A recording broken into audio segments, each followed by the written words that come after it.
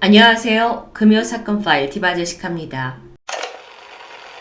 옛부터 약초로 유명한 충청북도 제천시.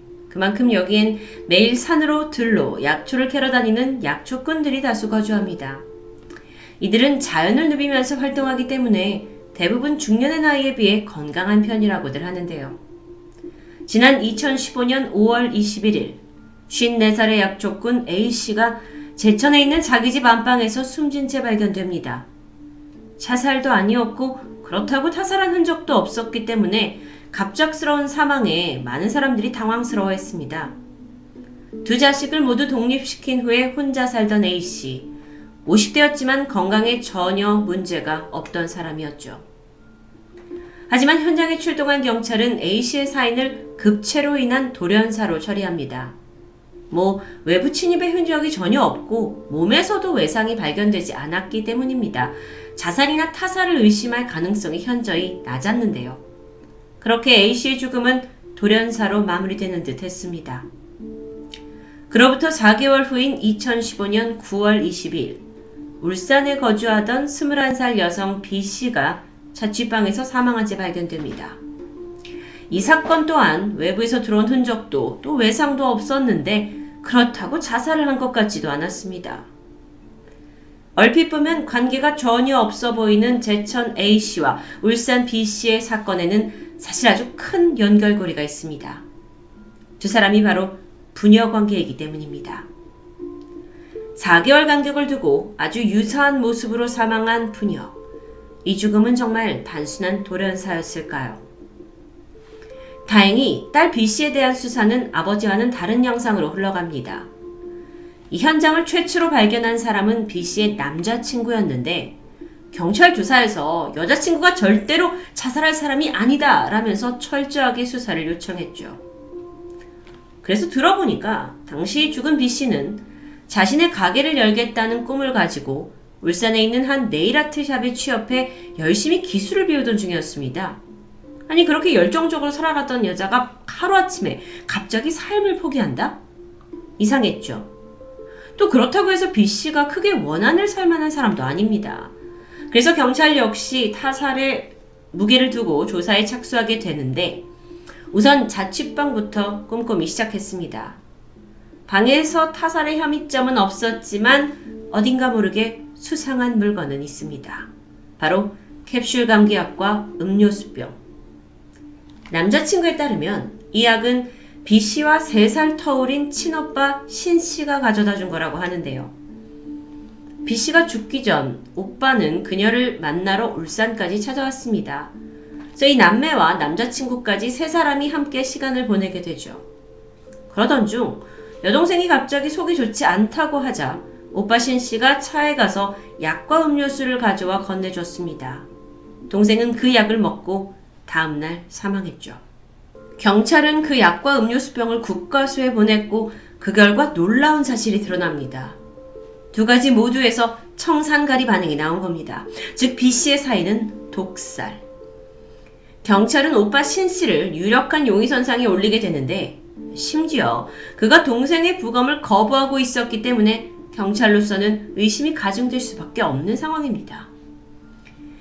이후 경찰은 신씨의 차량을 조사하게 되는데 트렁크에서 청산가리가 대량 발견됩니다.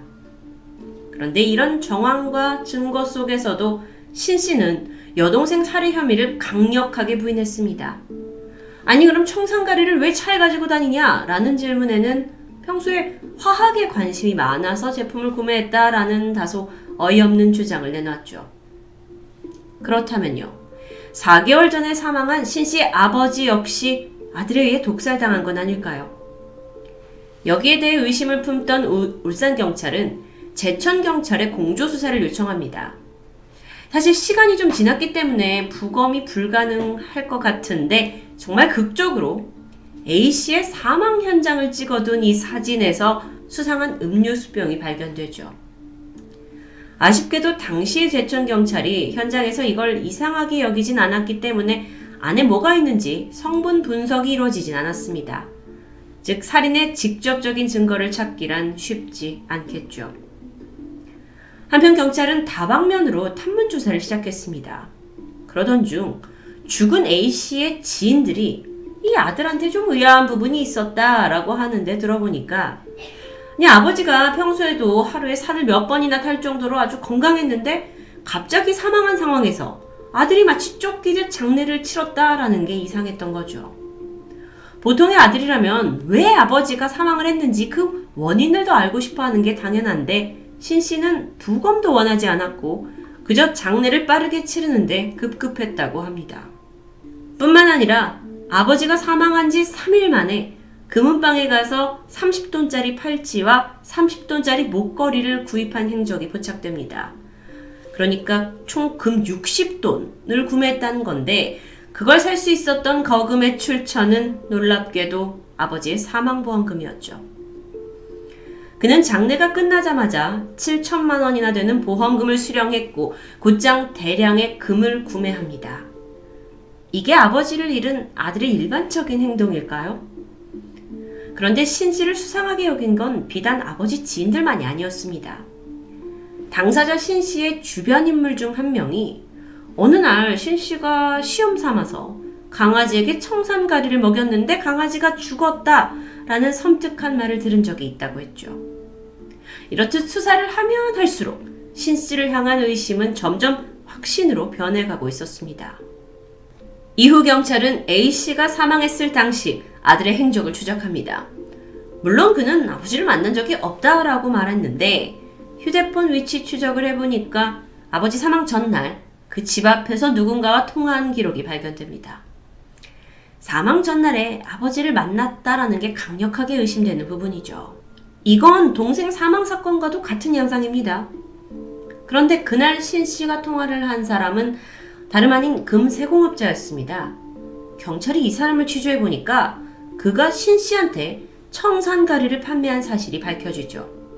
특히나 통화상에서 신 씨가 사람이 청산가리를 얼마나 먹어야 죽는가를 묻기도 했다고 합니다. 게다가 이 업자가 신 씨가 첫 번째 구매 이후 8월 달에 또다시 청산가리를 구입한 사실까지 털어놓게 되는데요. 이 시기가 여동생 B씨의 사망 시기와 맞물리는 점에서 경찰은 이 두 번의 구매가 각각 아버지와 여동생을 살해하기 위한 거라고 강하게 추정합니다.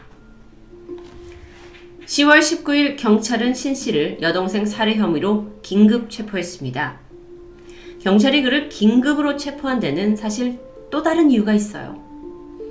신 씨가 도대체 왜 존속살인을 저질렀느냐 그 동기를 조사하던 중 소름 끼치게도 여기서 멈추지 않고 추가 범죄를 저지를 가능성이 아주 높다고 판단했기 때문입니다.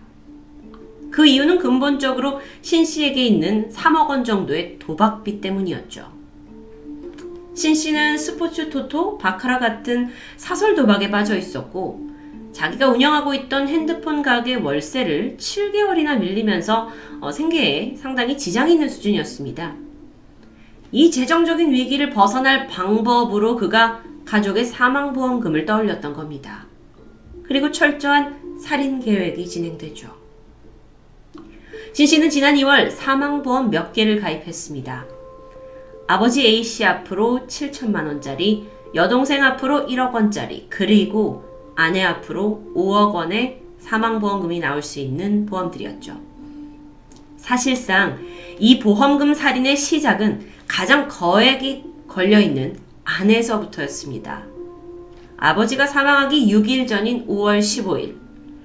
신 씨는 그날 아내한테 감기가 걸린데 이 약을 먹으라면서 약을 종이컵에 담아 건네게 되죠. 물론 그 안에는 청산가리가 들어있었습니다.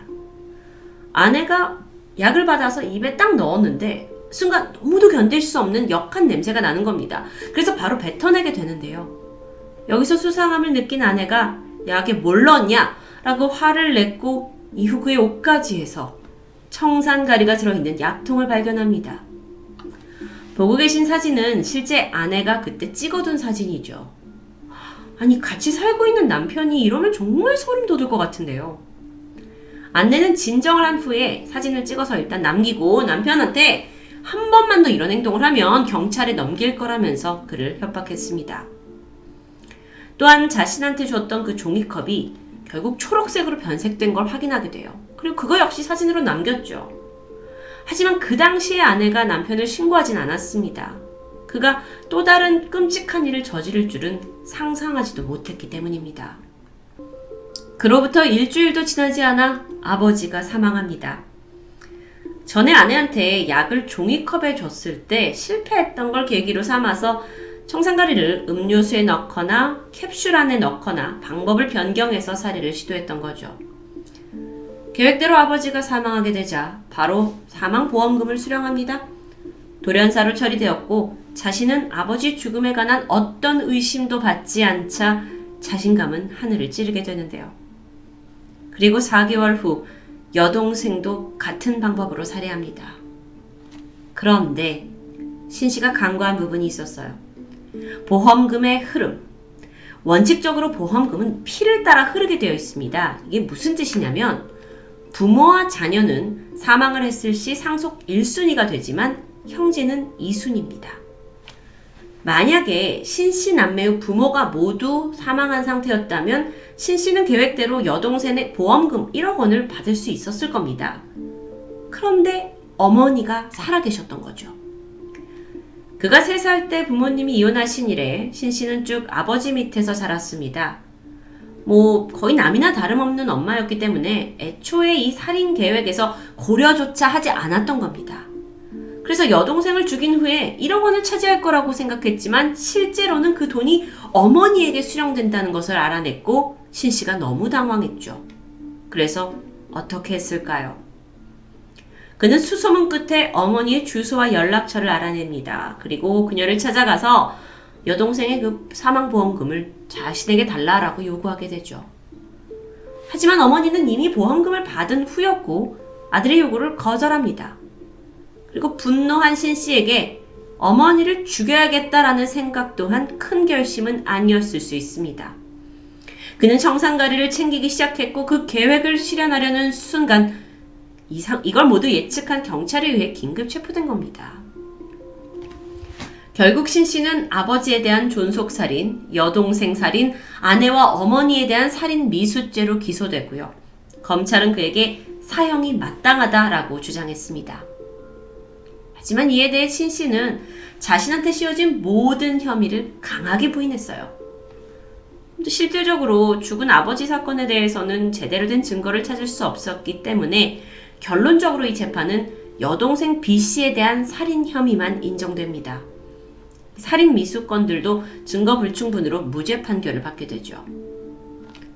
그렇다 하더라도 재판부는 신씨가 반성의 기미가 전혀 없었기 때문에 사회로부터 격리해야 할 필요가 있는 위험인물이다 라고 정의했고 무기징역을 선고했습니다. 신씨는 항고했지만 기각됐고 최종 형이 확정되었죠. 그는 현재까지도 대한민국 감옥 어딘가에서 복역 중입니다. 그런데 참 뻔뻔한 사실이 하나 남겨져 있습니다. 범인 신씨가 여동생을 살해한 직후 자신의 페이스북에 가족을 그리워하는 글을 업로드했는데요. 잠깐 읽어볼까요? 사랑하는 가족에게 좋은 아들 좋은 오빠가 되지 못해 미안해. 우리 셋이 함께 웃으며 밥 먹던 시절로 돌아가고 싶어. 너무 멀리 왔어. 진짜 미안해. 가족 하나 지키지도 못해서. 제발 옛날처럼 돈 하나도 없이 살아도 되니까 제발 돌아와. 범죄 심리 전문가에 따르면 이 글에는 신씨의 죄책감보다는 살인을 해야만 했던 자기 합리화가 들어있다고 분석합니다. 동시에 나는 이 가족들의 죽음과 무관하다는 것을 보여주고 싶어 하는 심리도 담겨 있었죠. 특히나 옛날처럼 돈 하나도 없이 살아도 되니까 라는 대목은 돈을 위해서 가족을 죽인 자신을 숨기고자 하는 심리에서 비롯된 것으로 보입니다. 가족을 자신의 이익을 위한 도구로 생각했던 살인마 신씨. 아버지와 여동생의 목숨을 빼앗고 남은 가족들마저 살해하려고 했던 신씨. 이건 정말 껍질만 인간 아닙니까? 천륜을 거역한 그가 이 사회에서 영원히 격리되었다는 소식은 그저 기쁘게 들리는데요. 평생 감옥에서 자신이 저지른 이 살인을 후회하길 바랍니다. 금요사건 파일 디바제시카였습니다.